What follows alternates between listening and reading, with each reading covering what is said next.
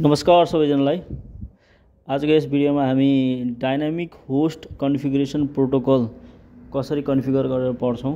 कुनै पनि डिभाइस हाम्रो नेटवर्कमा चल्नु पर्ने भयो भने त्यसलाई के चाहिन्छ, एउटा आईपी एड्रेस चाहिन्छ। नेटवर्कसँग कनेक्टिभिटी हुनलाई के चाहिन्छ, एउटा आईपी एड्रेस चाहिन्छ। त्यो आईपी एड्रेस आइदर स्ट्याटिक हुन सक्छ अथवा डाइनामिक हुन सक्छ। हामी आजको यस भिडियोमा चाहिँ कसरी डाइनामिकली डिभाइसेसहरूलाई आईपी एसाइन गरेर पढ्छौं।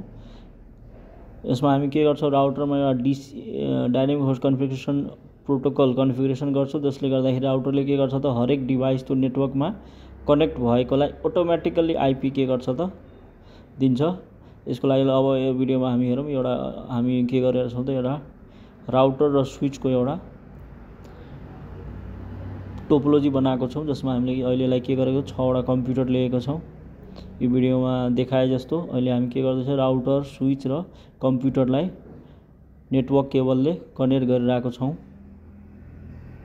यसमा के हुन्छ भने डिभाइसहरुलाई आइदर हामी के गर्न सक्छौं, स्ट्याटिक आईपी दिन्छौं अथवा के गर्छौं त डाइनामिक आईपी दिन्छौं।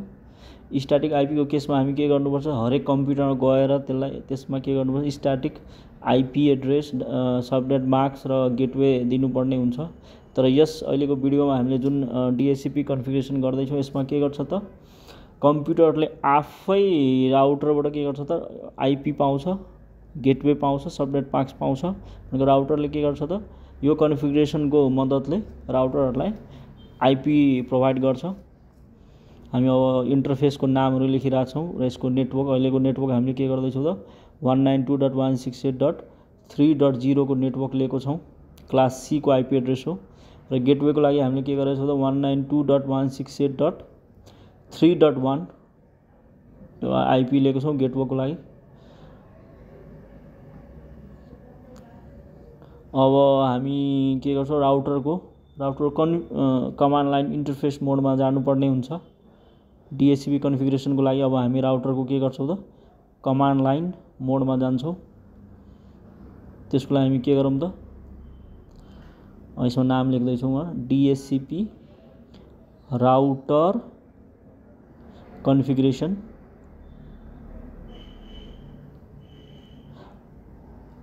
यसले गर्दा माने हाम्रो नेटवर्क धेरै कम्प्युटर कनेक्ट भएको हुन्छ। जस्तो हाम्रो मोबाइल नै वाइफाईमा कनेक्ट हुँदाखेरि के हुन्छ त सिधै आईपी एड्रेस पाउँछ। त्यो भनेको डाइनामिक होस्ट कन्फिगरेसन प्रोटोकलले गर्दा नै हो।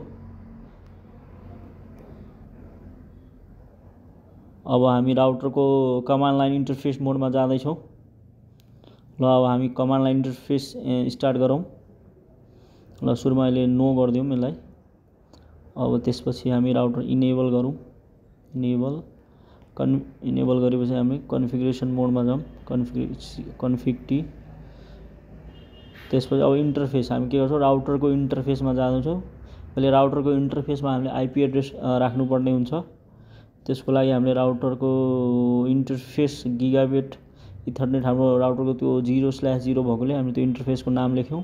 र अब त्यो गेटवे, हामीले त्यो गेटवे अथवा त्यो इन्टरफेसलाई आईपी एड्रेस दिनुपर्ने हुन्छ। त्यसको लागि हामीले 192.168.3.1 र 255.255.255.0 त्यसको सबनेट मास्क र नो शटडाउन गर्ने बित्तिकै हाम्रो त्यो इन्टरफेस के हुन्छ त एक्टिभ हुन्छ, इनेबल हुन्छ अथवा डाउनबाट अप मोडमा जान्छ। त्यसपछि अब हाम्रो डीएचसीपी को कमान्ड आईपी डीएचसीपी पुल, अब त्यो पुलको नाम जे पनि दिन सक्नुहुन्छ। अहिलेलाई मैले माई पुल नाम राखेको छौं।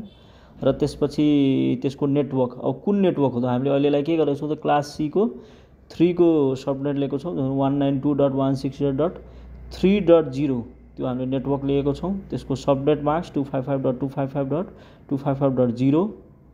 त्यसैगरी राउटरको हामीले जुन गेटवे छ त्यो गेटवे पनि के अटोमेटिकली एसाइन हुनुपर्छ। त्यसको लागि हामीले डिफल्ट राउटर 192.168.3.1 लिएको छौं।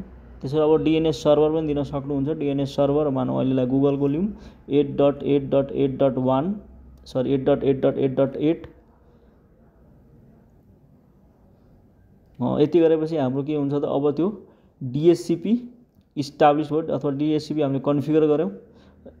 यसलाई मैले अब तपाईलाई यहाँ वर्डमा पनि देखाइरहेको छु। एकचोटि बोल्ड गरेर अथवा अलिकति जुम गरेर हेर्न सक्नुहुन्छ हामीले कुन कुन कमान्ड युज गरेको छौं भनेर।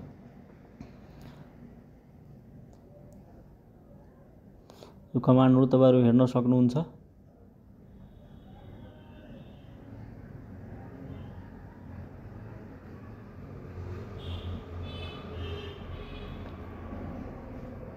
अब हामी के गर्छौं त यहाँ हामी एक एक गरेर यहाँ कमान्ड हेर्न सकिन्छ। इन्टरफेस अथवा त्यो आईपी एड्रेस हालेको इनेबल गरेको हैन, त्यो सबै हामीले यहाँनिर कमान्ड यहाँ लेखिदिएको छौं।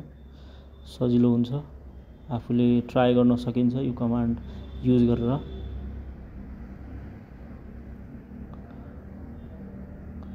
अब हामी टेस्टिङ मोडमा जाउँ। अब हामीले टेस्ट गर्नुपर्ने हुन्छ। हामीले अहिले के गर्दैछौं, अब टेस्टिङ गर्नुभन्दा आईपी डीएचसीपी मा क्लिक गरौँ।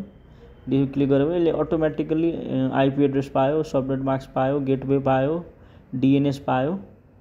त्यसैगरी हामी सबै कम्प्युटरमा के गर्छौं, त्यसरी नै डेस्कटपमा गएर आईपी कन्फिगरेसन डीएचसीपी मा क्लिक गर्छौं। त्यसले गर्दा अटोमेटिकली आईपी एसाइन हुन्छ हरेक कम्प्युटरमा।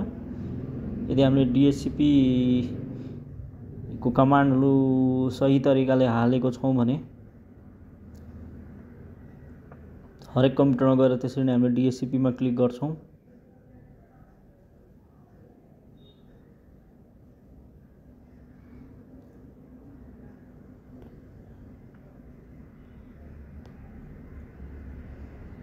सबैमा आइराछ डीएचसीपी।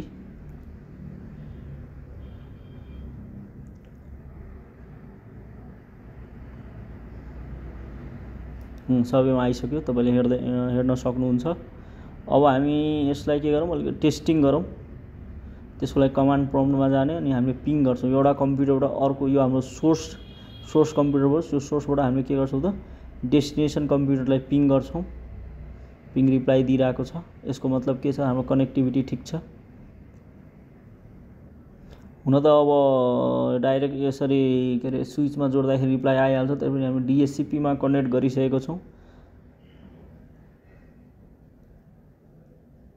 यसमा टेस्ट रिप्लाई आउँछ नै।